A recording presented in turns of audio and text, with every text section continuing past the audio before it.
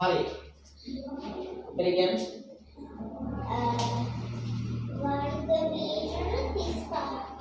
එක්කෙනෙකුට ඇවිත් තියෙනවා වර්ග මීටර් 35යි කියන උත්තරයක්. වර්ග මීටර් 86යි කියලා එක්කෙනෙකුට ඇවිල්ලා තියෙනවා. ඊළඟ කෙනා වර්ග මීටර් 22යි කියලා එක්කෙනෙකුට උත්තරයක් ඇවිල්ලා තියෙනවා. හරි. බලමු අපි දැන් මෙතන මේකත් දැන් අපි තුන්දෙනෙක්ගේ උත්තර කියලා තියෙනවා. ඊට පස්සේ ගන්න උත්තර තුනක් තියෙන තුන්දෙනාට. හරියට හරියන්නේ එක්කෙනාටයි. හරි. මොකක්ද කිව්වේ මේ වගේ රූපයක් තියෙනකොට මොකද අපිට එකපාරම මේකේ වර්ගඵලය හොයාගන්න බෑ කියලා ඉස්සෙල්ලාම තීරණය කරන්න ඕනේ. ඇයි මේ අපිට දිග ගුණ කිරීම පළල කියන කොටස අරගෙන වර්ගඵලය හොයන්න මොන වෙලාවටද දිග ගුණ කිරීම පළල කියන විදිහට ලියාගෙන අපිට වර්ගඵලය හොයන්න පුළුවන් මොන වෙලාවටද? අපිට දීලා තියෙන සමචතුරස්‍රයක් හෝ ත්‍රිකෝණාශ්‍රයක් නම් විතරයි අපිට පුළුවන් ඒක හොයාගන්න. තේරුණාද? අපි මතේ තියාගන්න ක්‍රමයේ මුලින් ඉගෙන ගන්න තමයි අපි මේ කතාව වලට දාගන්නේ. පැහැදිලිද? හරි. එතකොට මේක අපිට දීලා තියෙන මේ ත්‍රිකෝණාශ්‍රයද මේ රූපේ? ත්‍රිකෝණාශ්‍රයද? නෑ. එහෙනම් මේ රූපේ සමචතුරස්‍රයක්ද? නෑ. එහෙනම් දැන් ඔයාට අර කියපු විදිහට එකපාරම දියුණු කිරීම පටල කියලා මේක හොයාගන්න බෑ. දැන් අපි බුද්ධිමත් වෙන්න ඕනේ මොකක් කරගන්නද? ඔය දීලා තියෙන රූපය ත්‍රිකෝණාශ්‍ර වලට හෝ සමචතුරාශ්‍ර වලට හෝ තියෙන කොටස් වලට එක්කෝ ත්‍රිකෝණාශ්‍රයයි සමචතුරාශ්‍රයයි ඕකෙන් හදා ගන්න බලනවා. ත්‍රිකෝණාශ්‍රයක් හදාගත්තොත් අපිට වෙහෙලෝ ත්‍රිකෝණාශ්‍රය හොයාගන්න ඕනවා. එහෙනම් අපි බලනවා මේ ත්‍රිකෝණාශ්‍රාකාර කොටස් වලට කඩා ගන්න පුළුවන්ද කියලා. පැහැදිලිද?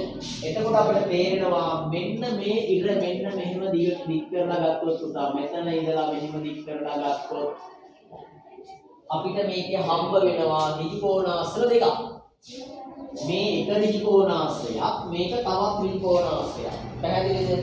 දැන් අපි දන්නවා ත්‍රිකෝණාශ්‍රයක වර්ගඵලය හොයන්න දිග පළලෙන් ගුණ කරපුවාම හරි කියලා. පැහැදිලිද? දැන් ඔයාලට තියෙන්නේ මේ ත්‍රිකෝණාශ්‍ර දෙකේ වර්ගඵලය වෙන වෙනම හොයාගෙන ඒ දෙක ඉතුරු කරන්න. පැහැදිලිද? දැන් අපේ උදාහරණයක් තියනවද? නැහැ. ත්‍රිකෝණාශ්‍රයක නම් අපිට දිග පළලට ගුණ කරලා හොයාගන්න පුළුවන්. සමචතුරාශ්‍රයක නම් ඒත් එහෙම කරන්න පුළුවන්. හැබැයි එහෙම නොවන රූපයක් දුන්නොත් අපි බුද්ධිමත් වෙන්න ඕනේ. මොකද මේ රූපය කොටස් වලට අදලා ත්‍රිකෝණාශ්‍ර සමචතුරාශ්‍ර විදියට හදා ගන්න පුළුවන් කොටස් ඒක විදිහට හදාගන්න. ඊට පස්සේ ඒ කොටස් වල වෙන වෙනම වර්ගඵලය හොයලා ඒක එකතු කරලා ගත්තම අපිට දීලා තියෙන මුළු රූපේ වර්ගඵලය තමයි ලැබෙන්නේ. පැහැදිලිද? පොඩි වැඩක් තියෙන කොහොම කල්පනාවෙන් හිමින් කරගන්නයි තියෙන්නේ. දැන් ඔයා මේ විදිහට බෙදාගත්තා. එහෙම බෙදන්න නැතුව කෙනෙකුට පුළුවන් මෙන්න මෙහෙමත් බෙදන්න. සර් දෙන්න දුක තව ළමයෙකුට මෙන්න මෙහෙම පේන්න පුළුවන්. මෙහෙම. තේරුණාද? ඒත් ගන්න මේ පැත්තට ත්‍රිකෝණාශ්‍ර අර පොඩ්ඩක් වෙනස් වෙනවා. නේද? right දැන් බලන්න අපි එහෙම බලමු මේක හොයන්න පුළුවන් කියලා. හරි? දැන් පුතේ දිග ගුණ කිරීම බලන්නේ.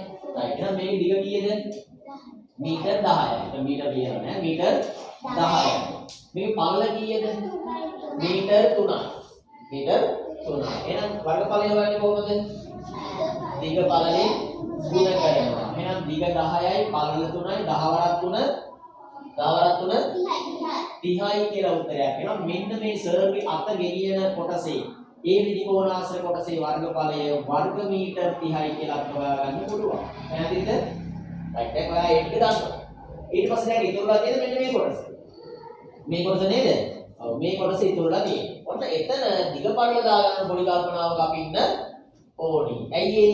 දැන් අපිට මෙතනින් උඩට හොයන්න නෑ පුතා. මෙන්න මෙතෙන්ට එනකල් මෙතනින් පහළට මේ ටිකේ තමයි හොයාගන්න තියෙන්නේ. පැහැදිලිද? right ඒක මම අදින්න කළු පාටේ වල පේන්නේ. මෙන්න මේ ටිකේ දැන් අපිට හොයාගන්න තියෙන්නේ. මේ කළු පාට කොටසේ වර්ගඵලය හොයන්න තියෙන්නේ. රතු පාට කොටසේ වර්ගඵලය අපි හොයලා තියෙන්නේ. පැහැදිලිද?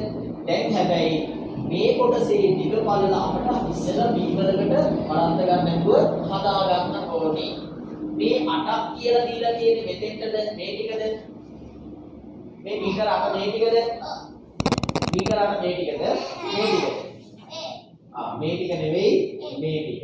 එහෙනම් මේ 8න් මෙන්න මේ ටික අයින් වෙන්න ඕනේ. ඒ ටික කීයද? 3යි. මේ ටික කීයද? 3යි. එහෙනම් මේ 8න් ඒ 3 අයින් වෙන්න ඕනේ. තේරුණාද?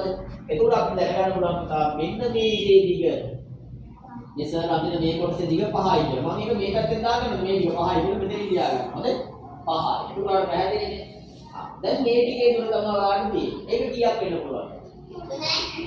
ඒක අපිට මෙතන දීලා නැති නිසා අපි ඒක හිතා ගන්නවා මේකම තමයි මෙහෙම ඇවිත් තියෙන්නේ කියලා. මෙතන දීලා තිබුණාම අපි ඒක ඒ ගන්න ගන්න. හරිද? මෙතන දීලා තියෙනවා 3යි කියලා. එහෙනම් මෙතනත් මම ලියා ගන්නවා 3යි. දැන් ඒකෙත් අපි දිග බලලා හොයාගත්තානේ. නේද? මේ පැත්ත 5යි මේ පැත්ත 3යි. 5 අරක් 3 15යි. එහෙනම් මෙතන වර්ගඵලයක් වර්ග මීටර 15යි කියලා අපි හොයාගත්තා. 15යි කියලා හොයාගත්තා. දැන් ගැටුවක් තියෙනවද? දැන් අපි මුළු රූපේ වර්ගඵලය හොයලා තියෙන්නේ මෙතන තියෙනවා මේ ටිකේ වර්ගඵලය 30යි මේ ටිකේ වර්ගඵලය 15යි. දැන් මොකද කරන්නේ? දැන් මේ දෙක එකතු කරගන්න ඕනේ නේද? right. එතකොට බලන්නකෝ 30යි මෙතන වර්ග මීටර එකතු කරනවා මෙතන වර්ග මීටර 15. එකතු කරපුවම උත්තරේ මොකද? 30ට 45ක් එකතු කර 30ට 15ක් එකතු කරපුවාම 45යි වර්ග මීටර කියලා අපිට උත්තරයක් එනවා. මේ තමයි උත්තරය. මේ කලින් එක නේද? හරි. තේරුණාද?